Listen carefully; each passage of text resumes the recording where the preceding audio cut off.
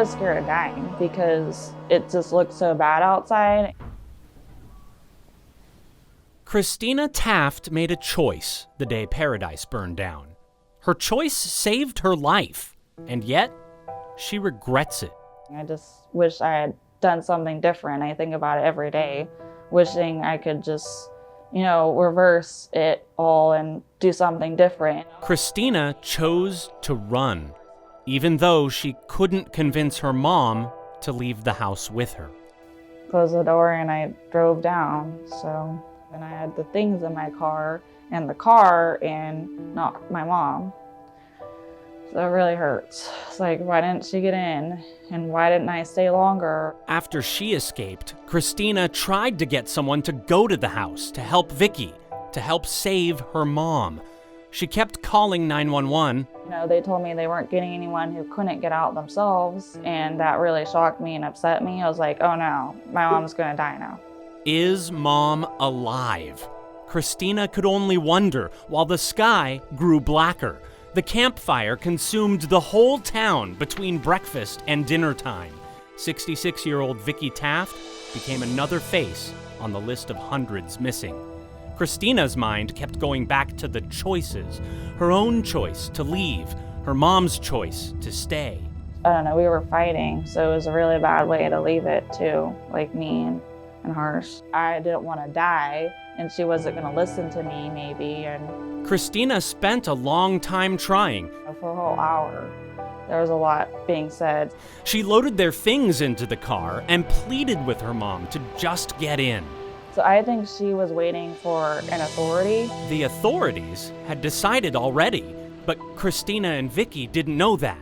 The entire hour they spent fighting about whether to leave, their house was already under a mandatory evacuation order. The order never reached them, and they weren't the only ones. At the River Hospital, we've got 4 people trapped.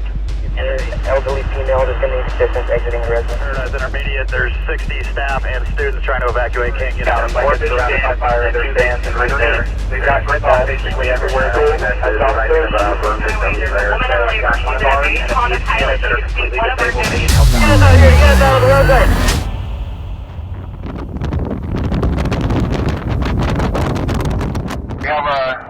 eyes on the vegetation fire. It's going to be very difficult access. Camp Creek Road is nearly inaccessible.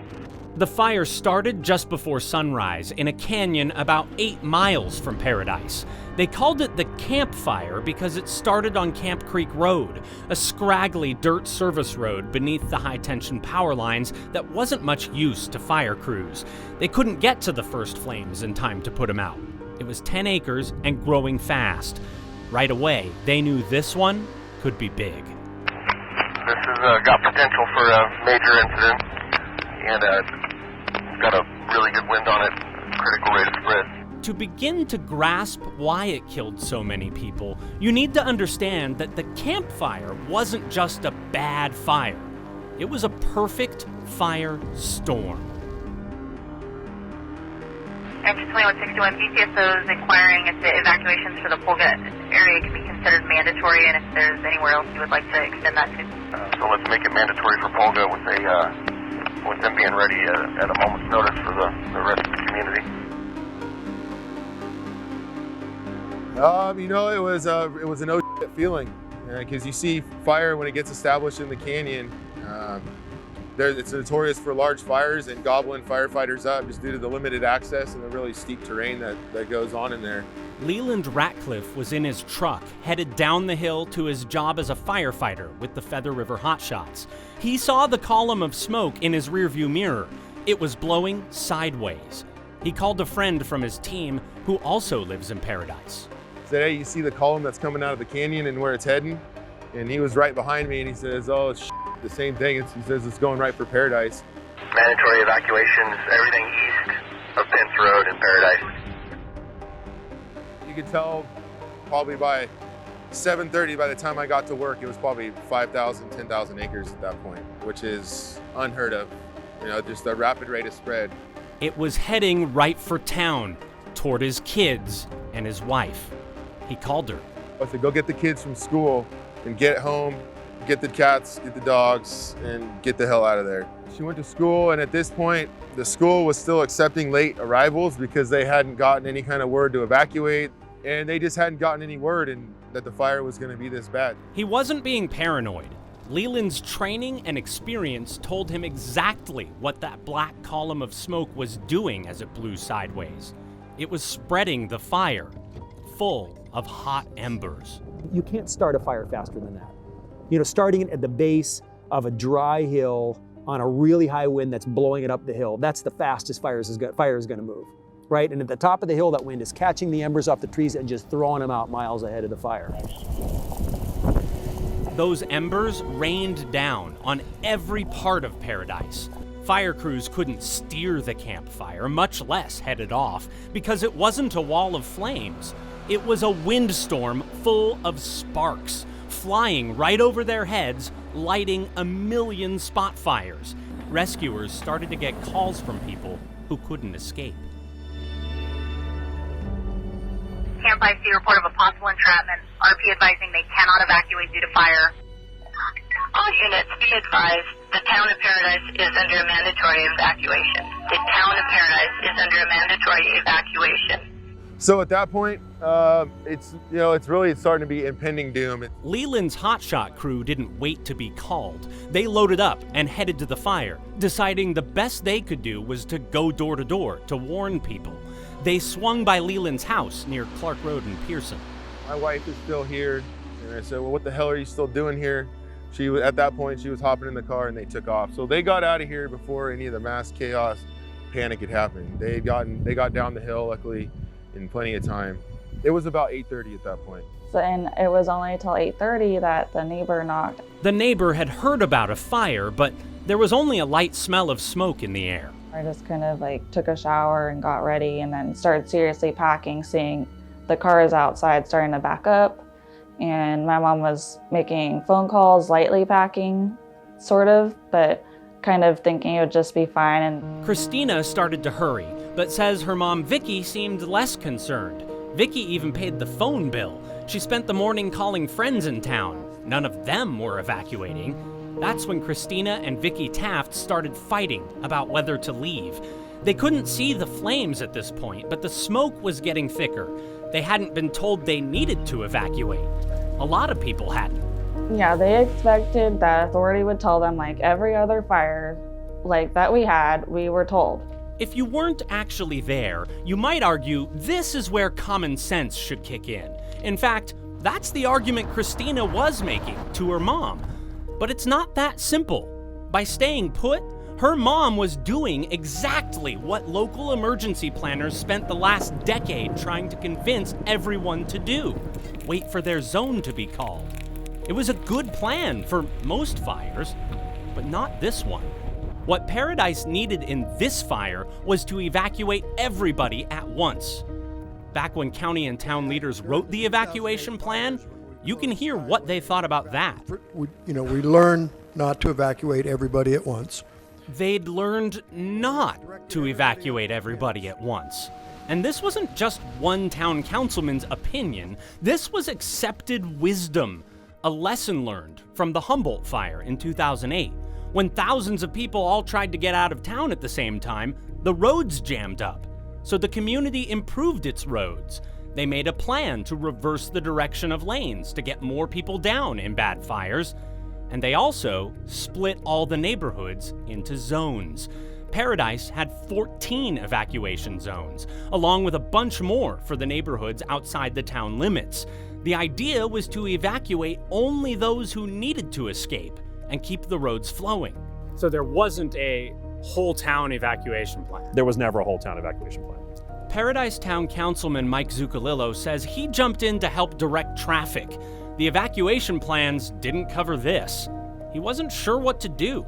Do we try to hold up the traffic to get the fire truck up, or do we let the fire trucks hold and just keep running the traffic down the hill? You were making decisions right on the spot because there was the plan was out the window at that point. The plan was get as many people as we can get off this hill as quickly as possible. The plan may have been out the window, but the go when your zone is called mentality was already baked into the culture here. On the emergency traffic plan, goal number 1 was to, quote, prevent people from entering the evacuation area and becoming an additional burden upon the road system. The evacuation pamphlet warned people to know your zone, and if you are not within the immediate hazard area and not directed to evacuate by public officials, remain at your location and shelter in place.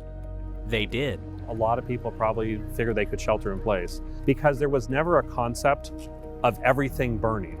I think if unfortunately a lot of the people that passed in their homes, if they had received notice that you were going to burn to death, people may have tried differently. And it kept getting darker outside. And I was just like, we were fighting, and I even said, I'm leaving, and she said, leave. Her mom wouldn't budge, and Christina felt her life was in danger. It was. I tried, and it didn't work. I mean, I did try, I don't know, didn't make the right decision either, and she didn't either, and the response was so bad, and I tried with that, and it didn't work either, and 1 week after the fire, Christina got word that crews found human remains in the house. She gave a DNA sample. Another week later, on Thanksgiving morning, she got the phone call. The body was her mom's. Vicky died in her living room as fire consumed the house. she didn't want to die, and I knew it was bad. She didn't realize it was going to be bad. She was hiding in her house. I had said she'd probably be alive now. The rescuers working that day didn't want Vicky to die in her house. In fact, before Christina left at 10 a.m., we know they issued at least 3 evacuation orders that included the Taft house. The first was almost 2 hours before Christina left. That radio call out to fire crews. All units, be advised, the town of Paradise is under mandatory evacuation. Despite that order to the entire town, the Butte County Sheriff's Office issued another order for only 4 zones, including the one where the Tafts lived. That was at 8:32. Then again at 9:04 on the radio. Mandatory evacuation to all of Paradise. The Sheriff's Office also used social media. We showed Christina a tweet with the order to evacuate her zone, issued almost an hour and a half before she decided to leave. The order she thinks her mom was waiting for. It really hurts that they put this out here and they wouldn't tell us. An order unheard is as good as no order at all, and none of the evacuation orders ever reached the Tafts. So you got no phone call? No, You got no alert on your cell phone? no, No one knocked on your door? no. We heard this over and over from survivors of this fire. They got no warning at all. Some people died in their cars trying to evacuate, but most died outside running for their lives or in their homes, like Vicky Taft did. 2/3 of the dead were found inside houses. Leland, the hotshot, saw a lot of people who didn't know to evacuate until the embers started falling. Grandmas on the side of the road that were just, barely able to make it up the side of the road. 15-year-old kids that didn't know where to go, just started throwing people in the truck. Masses of people didn't know to go for a couple of reasons. First, there simply weren't enough rescuers in Paradise that morning to go to every street to warn people. Second, our investigation found that rescuers did not use all of the mass notification systems they had, and the one system they did use failed to reach a lot of people. The county used a service called Code Red. Code Red is a robocall alert system. You're supposed to sign up in advance to get the alerts.